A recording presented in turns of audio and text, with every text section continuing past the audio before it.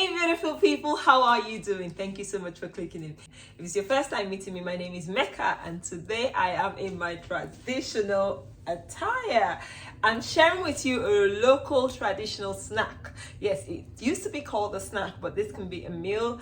It's called in English African salad, but technically we don't have salad in Africa.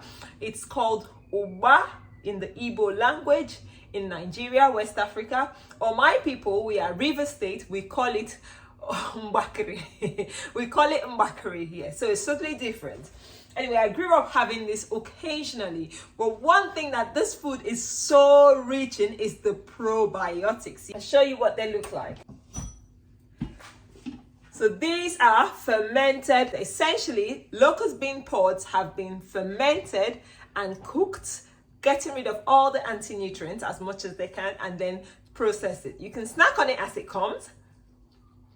It's really delicious. Or you can make this delicacy.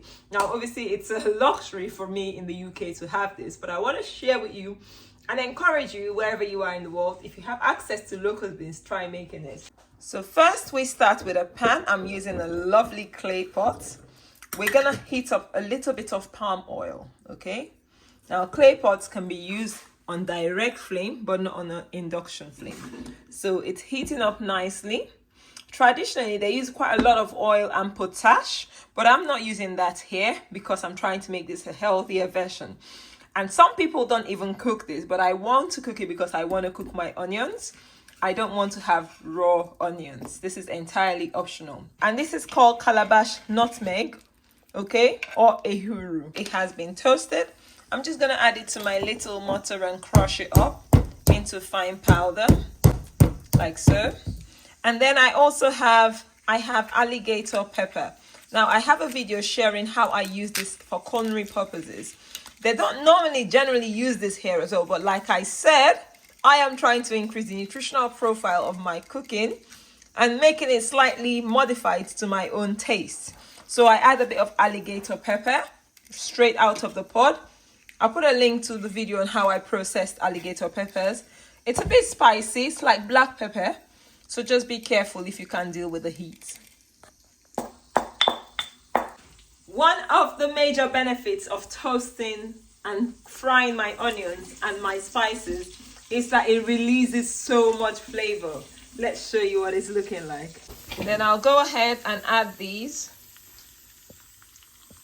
That is my calabash nutmeg and alligator pepper. Just to infuse the spices into the oil. These are essentially the only things I'm cooking. Next up, I'm gonna also modify this further. Don't come for me in the comment section. This is what I want to do. It's my choice. You can do it the way you want, and this is not the traditional way. I will add some turmeric. Now, because I don't have a lot of palm oil, turmeric is to help with the color. And then when you use turmeric, it's good to add black peppercorns. That makes your turmeric work a lot better. So this is cooked for about 6 minutes, and we'll turn it off and I'll just cover my pot. Let's share the other ingredients that we're using. So we have here, these are called utazi leaves. These leaves are essentially bitter greens. I'm also going to be using the greens available to me in the West, which is dandelion. So if you don't have utazi, dandelions, I picked this from the garden. They're perfect. We also use crayfish. Now, this is for the non-vegan options. Crayfish and stockfish. This was always used traditionally. And then garden eggs, okay? Garden eggs or aubergines, whatever you have access to. And the final star will be these. These are stinky locust beans, fermented locust beans, also known as ogiri. I store this in my freezer. It stinks. So be aware, but this is going to give us the bad boys, like the good stuff, okay? The probiotics we need are also in our oil bean seed, which are using a cup of oil bean seeds for the mix. So next, we'll just go ahead, prep our greens, and then we'll mix the whole thing together. I'll also add a little bit of salt to taste. Be careful with salt because our fermented locust beans is normally quite salty, naturally. As you can see, we don't have oil dripping here. This is the whole idea. And that's why we've added turmeric here and we haven't used potash, because I'm trying to make a healthier version. Do leave a thumbs up if you've been really wanting to enjoy this in a healthier way, but you're not sure how to go about it. You can actually skip some ingredients and it tastes still delicious, okay? So next we'll go ahead and add our prawns, the dried prawns, which is a non-vegan option. If you're vegan, you can just use, what's it called? Mushrooms if you want to. And then the stockfish, we split this into little bits. This is obviously pre-soaked and cooked. And then you add it in there. And we're just gonna stir. Traditionally, abacha, if you've had abacha is basically from cassava. So this is abacha. This is more in the eastern part of Nigeria. The Igbos use abacha, which is dehydrated cassava flakes, and you soak it. Obviously it's pre-fermented. You soak it for a few minutes and you add it in here. We didn't grow up eating abacha in our Ugba or Ngbakiri like we call it, so I'm not adding abacha today. Now you can feel free to add that if you want that as a full meal, but we had it, like I said, as a snack. I'll add my ogiri, the stinky ogiri Igbo, and just mix it well. And then I'll add the rest of this as well.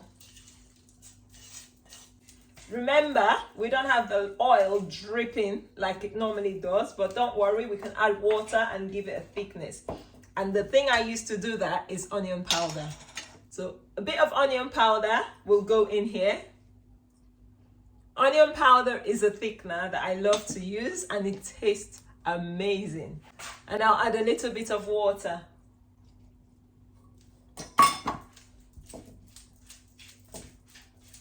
If you're like me and you don't like this thing cold, then you can heat it up.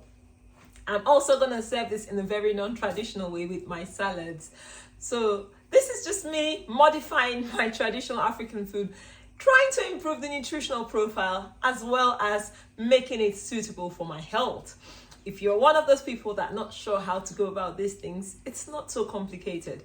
Do what pleases your health and ultimately reduce things like the fat content, which we don't need the amount of fat, dripping oil, and stay healthy and happy. Thank you for watching. If you've enjoyed this video, if it's added any value to you, if it's shown you a different perspective on how we can enjoy African food in the diaspora, let me know. Give me a thumbs up. I appreciate to see your comments as well. And until next time, see you in another video. Bye.